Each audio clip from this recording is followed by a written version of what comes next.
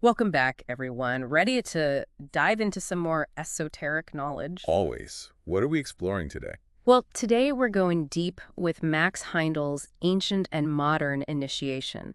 It's a book that's kind of like a spiritual decoder ring, especially if you're looking for a deeper understanding of, well, yourself, really. Ah, Heindel. I always find his work so insightful. Yeah, and we're going to be using his insights today to unpack some, I think, pretty powerful concepts, starting with this idea of initiation itself. Okay, I'm intrigued. What's Heindel's take on that? Well, one of the things that really struck me is how he takes something as ancient, right, as the tabernacle in the wilderness, Mm. and he shows how it's not just some, relic of the past, but it's like a blueprint for inner transformation that's just as relevant today as it was, thousands of years ago. Ooh, I like that. It's like he's saying, hey, the path to spiritual growth has always been here. It's encoded in these ancient symbols and practices. It is. It is. It's like we're on an archaeological dig, but instead of like pottery shards, Right. we're uncovering these building blocks of spiritual understanding. I love that analogy. And one of the first things Heindel points out is that this tabernacle, right, it wasn't just some random structure. Hmm. It was divinely designed to be a symbolic representation of the path of spiritual progression. Okay, so it's like a map, a guide for the journey. Exactly. Exactly. And what's really cool is that he says this path, this journey, it's available to anyone. Literally anyone. Really? No prerequisites. Well, there is one. Heindel says you have to be willing to make a commitment, like a real commitment to something bigger than yourself. Okay, I'm listening. What kind of commitment are we talking about here? He calls it a covenant with a higher power, however you understand that. So it's like saying, okay, I'm ready to step into my purpose, to play my part in this cosmic dance. Yeah. To become a co-creator, in your own spiritual evolution. I like that. It takes it out of the realm of like passive belief and into action.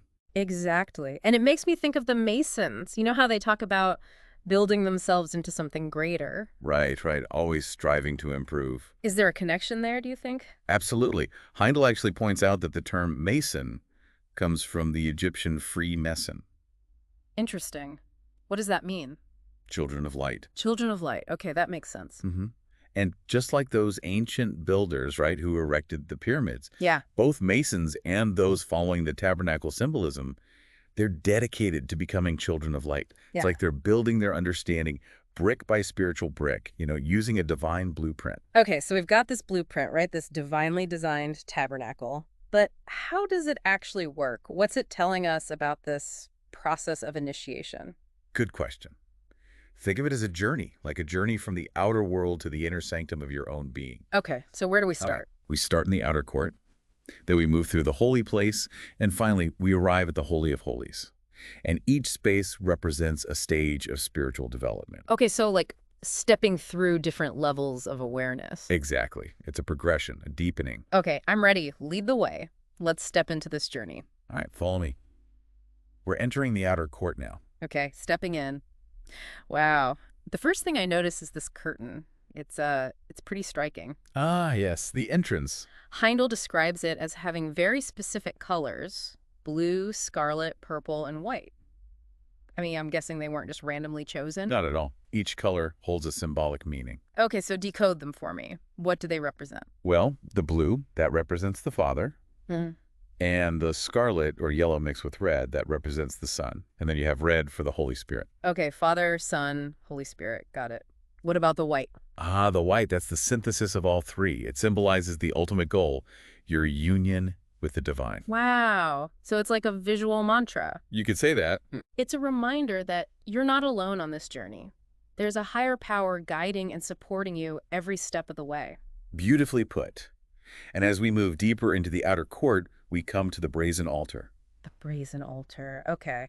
To be honest, the idea of animal sacrifice, it always feels a bit, well, jarring to me. I understand that. Okay. But Heindel is very clear that the true sacrifice being asked for here, it's not about bloodshed. Okay, so what is it about then? It's about a broken spirit and a contrite heart. A broken spirit. Yeah, it's about the willingness to surrender your ego, to offer yourself fully to that higher purpose. Remember that commitment we talked about? So in a sense, you're the sacrifice. Precisely. You're offering up the parts of yourself that no longer serve you, the limitations, the ego, all of that. Okay, that makes more sense. And there's actually a really cool modern parallel to this in the Rosicrucian tradition. Have you heard of the nightly retrospection? I have, yeah. It's where you reflect on your actions from the day, right? Exactly. You examine your actions and uh, you offer up your wrongdoings for, well, examination and atonement. So you become both the altar and the offering. Exactly. That's powerful. So even though the times have changed, the core idea, right, of recognizing what no longer serves you and then releasing it, that's still a vital part of the spiritual path. It's essential. It's about making space for something new to emerge. Love it. Okay, so we've faced ourselves, honestly, at the Brazen Altar. Where do we go next on this journey through the tabernacle? Deeper. We move into the holy place, also known as the East Room. The holy place, the East Room. Okay. And here, the atmosphere shifts. The golden candlestick illuminates the space, and we find the table of shewbread and the altar of incense. Ooh. Okay, lots to unpack there. It feels like we're moving from a place of, like, purification to a place of almost like preparation. That's a great way to put it. The golden candlestick with its 7 branches. Yeah. That represents the 7 planets and the 7 spirits before the throne, celestial messengers of light. So we're tacking into the wisdom of the cosmos, drawing on the energies of the planets to light our way. Exactly. And then we have the table of shewbread. The table of shewbread, okay. What does that represent? Well, that symbolizes the importance of service to humanity. Service, interesting. Why is that connected to bread? Heindel uses this great analogy. Just as grain is planted, cultivated, harvested, and then transformed into bread, Right. so too must you tend to your spiritual understanding, allowing it to mature and become a source of nourishment for yourself and others. So it's not enough to just keep all this wisdom to yourself. You have to actually put it into action. Right. Make it a living force in the world. Okay, that makes sense. So we have the light of the cosmos, the bread of service. Where does the altar of incense fit into all of this? Ah, the altar of incense. That symbolizes the offering of your virtuous deeds. So the good stuff, the positive actions. Exactly. It's a beautiful contrast to that altar of burnt offerings, right, where we atone for our wrongdoings. Here, you're balancing the scales, acknowledging your imperfections, yes, but also your incredible potential for good. So the East Room really does feel like a workshop, a place where you're actively transforming knowledge into action. That's a great way to think of it. But there's still another room to explore, right? The most sacred space of all, the Holy of Holies. Yes, and that's where we'll venture next time. But before we do, I'm curious what stood out to you so far about this journey through the tabernacle. Honestly, it's how each element seems to build on the last. You know, it's not just random symbolism, it's like a progression. It is. It really is. And that progression, you know, it makes me really curious about this Holy of Holies, because if the East Room was all about action and offering, what does it even mean to reach that innermost sanctum? That's a good question. And it's interesting because, when you think about a Holy of Holies, you might picture something dazzling, Yeah. radiant, full of light. Yeah, you'd think so, right? But Heindel, he describes this West Room as being shrouded in darkness. Really? Darkness. Yeah, and it was only accessible to the high priest and only once a year. So not exactly the welcoming beacon of light I was imagining. No, not quite. But there's a reason for the darkness. Okay, I'm all ears. Why the darkness? Because, well, Heidel's highlighting that true spiritual understanding, it's not always flashy, or even outwardly visible. It's like the real transformation happens not just in what you do, but in who you become. That's it. The inner work is just as important as the outer expressions. Maybe even more so. Okay, that's making more sense. So at the heart of this darkened room, right, we find the Ark of the Covenant. I'm guessing this isn't just some random chest. Oh, definitely not. Think of it as you, the listener, in your highest potential, like your most fully realized state. Okay, I love that. But I'm also thinking, okay, great, but how do I actually get there? What's inside the Ark that can help us understand this? Well, there are 3 key items inside. The golden pot of manna, Aaron's rod that budded, and the tables of the law. Each representing a crucial aspect of spiritual attainment. You got it. So let's start with the manna. Think of it as the spiritual sustenance that keeps you going on your journey. Just like the Israelites were nourished by manna in the wilderness. You're provided with everything you need to thrive spiritually. But you got to do something with that nourishment, right? It's not just going to magically transform you. You're exactly right. Remember that table of shewbread back in the East Room? It's the same idea here. You have to cultivate that understanding, put in the work to transform that spiritual food into something that truly sustains you. Okay, so it's active, not passive. I like that. What about Aaron's rod, though? What's the significance of that? Ah, Aaron's rod that budded. For me, that speaks to the creative power that gets awakened through spiritual growth. It's like you're not just passively receiving wisdom anymore. You're becoming a co-creator with the divine. Exactly. Capable of bringing forth something new in the world. But with that power, I imagine, comes responsibility. Big time. Heindel really emphasizes that this creative force should never be used for selfish gain, only for the benefit of others. So, like how Aaron's rod brought forth water in the desert, using your gifts to nourish and support those around you. Now you're getting it. Okay, so we've got nourishment, we've got creative power. Now, what about the tables of the law? That feels a bit rigid. I know what you mean. It might seem like it's all about rules and restrictions. Yeah, not exactly my idea of spiritual liberation. But it's not about being bound by external rules. It's about your evolving relationship to them. So, like, early on, the law feels external, like something imposed on you. You got it. But as you grow, those principles, they become internalized, like integrated into your very being. Exactly. They're no longer something you have to follow, but something you choose to embody. It's like graduating from obedience out of fear to a place where your actions are just aligned with your values because, well, that's who you are at your core. Beautifully said. It's about becoming what did Heindel call it? A servant of the law. The servant of the law, but through choice, not obligation. Yeah. You've moved beyond the need for external control because you've cultivated that inner compass. Okay, that makes sense. So picture this. I'm standing before the ark. I've integrated these lessons of nourishment, creative power, inner law, and hovering above it, between the cherubim, is the Shekinah Glory. Ah, yes, the Shekinah Glory. Fill me in here. What is this Shekinah Glory, and why is it so important? Think of it as this invisible fire that represents like the ultimate goal of spiritual attainment. The ultimate goal, okay. But why is it dark? Well, it's dark not because it's evil or negative, but because it's a fire of pure spirit, not consuming any physical matter, Like the fire of our own spirit that animates our bodies, but on a cosmic scale. Exactly. It's that essence of the divine. And Heindel makes this really interesting point about the three temples, the Tabernacle, Solomon's temple, and Herod's temple. Okay, remind me, what's the point about those three? Well, Herod's temple, it was the most outwardly impressive. Yes. Yeah, all the gold and grandeur. Exactly.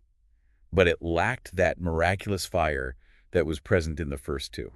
So it's another reminder that true spiritual power isn't about outward appearances, or material wealth, for that matter. It's about cultivating that inner connection. Okay, so we've journeyed from the outer court to the holy place, and now we've reached the Holy of Holies. We have. And it's fascinating how Heindel actually connects the tabernacle to the Christian cross. Wait, the tabernacle and the cross? What do you mean? He shows how the tabernacle's layout mirrors the stages of spiritual unfoldment, culminating in Golgotha, the place of the skull. So the tabernacle isn't just a blueprint for a physical structure, it's a blueprint for the journey of your soul, leading towards this symbolic death and resurrection. You got it. And that journey involves symbols of both challenge and transformation. And one that Heindel brings up here is the Grail Cup, right? Yes, the Grail Cup. It symbolizes purity and regeneration, reminding us that blessed are the pure in heart, for they shall see God. So it's not enough to just go through the motions of spiritual practice. Your intentions have to be aligned with that highest good if you actually want to access that deeper understanding. You said it. Purifying your motivations, making sure your actions are driven by love and service rather than ego or self-interest. This has been quite a journey through the tabernacle, but I know in the second part of the book, Heindel shifts his focus to the Christian mystic initiation. That's right, he does. So is this a completely different path, or is there a connection to everything we've been talking about? Oh, they're absolutely intertwined. So fill me in here. How are they intertwined? Well, the Christian mystic initiation, as Heindel describes it, it's not about like dogma or blind faith. It's about embodying the teachings of Christ through direct personal experience. Okay, so really living it, not just believing it. Exactly. Yeah. And those experiences, those steps on the path, they actually mirror the journey through the tabernacle. Okay, I'm seeing the connection. So where does this path of the Christian mystic, where does it begin? It all starts with a deep desire, a heartfelt desire to alleviate suffering. To heal the world, basically. That's it. That's it. Heindel says it's this compassion, this yearning to heal the world that sets the aspirant on the path. You know, it makes me think of that bodhisattva vow in Buddhism. Oh, yeah. I see that. The commitment to work for the liberation of all beings. It's not about seeking, personal enlightenment, but about dedicating yourself to the well-being of others. That's a great connection. And just like that vow, requires immense courage, selflessness, so too does the path of the Christian mystic. So how does this compassion, how does it actually manifest in the aspirant's experience? What are those initial steps on this path?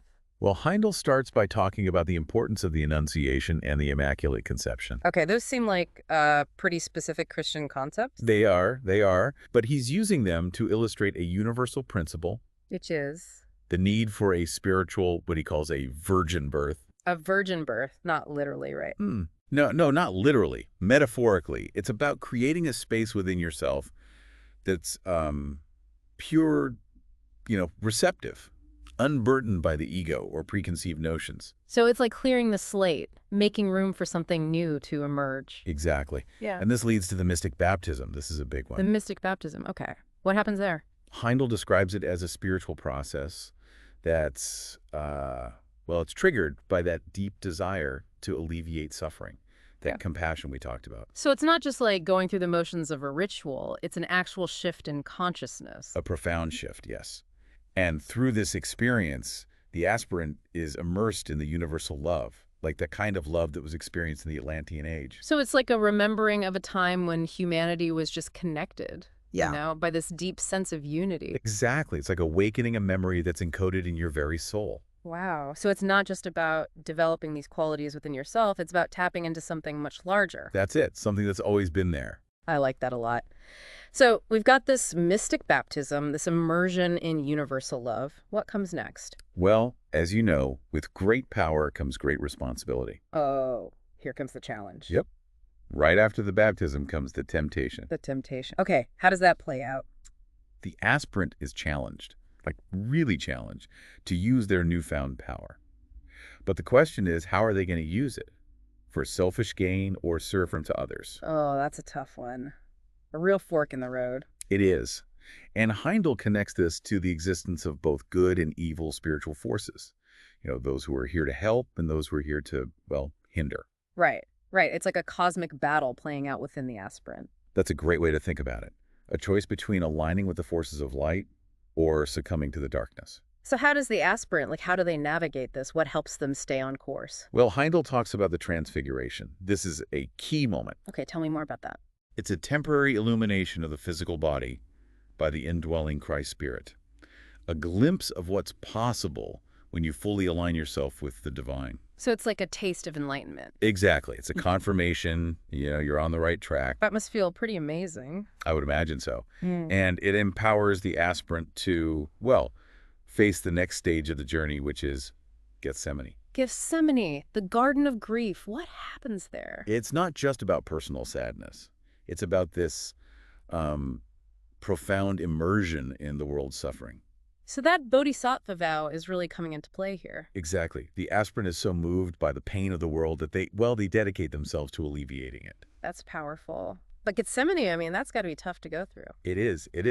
But Heindel emphasizes that it's important to actually feel that sorrow, not just, intellectually understand it. So Gethsemane isn't a place to be avoided. It's a necessary step. It is. It's like a crucible where that compassion is forged. And from that place of profound empathy, something pretty remarkable can happen. Yeah. What's that? The stigmata. Ah, yes. The stigmata. The spontaneous appearance of Christ's wounds. Wow. Is this meant to be taken literally?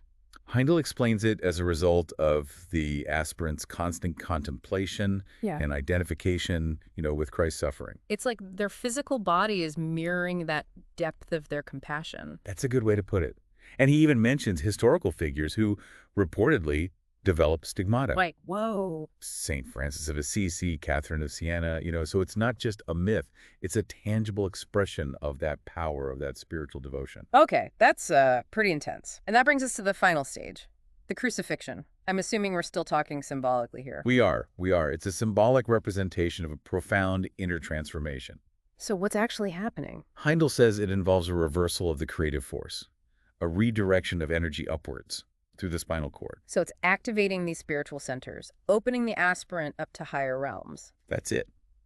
A symbolic death of the old self and a rebirth into a new way of being, one that is, well, aligned with the divine. This has been incredible. We started with this ancient blueprint, the Tabernacle, and now we've seen how it unfolds in the life of the Christian mystic. It feels like everything we've explored, it's all pointing to the same truth, that the path to spiritual awakening, it's available to anyone. Anyone who is willing to do the work to cultivate that compassion, to purify their intentions, and to just offer themselves in service. And if the tabernacle, right, and those rituals, if they're meant to be built within ourselves, I think the question Heindel leaves us with is this: what materials are we using? What are we using to construct our own inner temple? Ooh, that's a good one. Are we building with love, compassion, service, or are we letting fear, ego, and indifference dictate our choices? It's definitely something to ponder, something to reflect on as you continue your own journey. Yeah, what kind of spiritual edifice are you creating? That's a powerful image to end on, and I hope this deep dive has provided you with some valuable insights, some inspiration for your own path. Thanks for joining us. Until next time, keep building.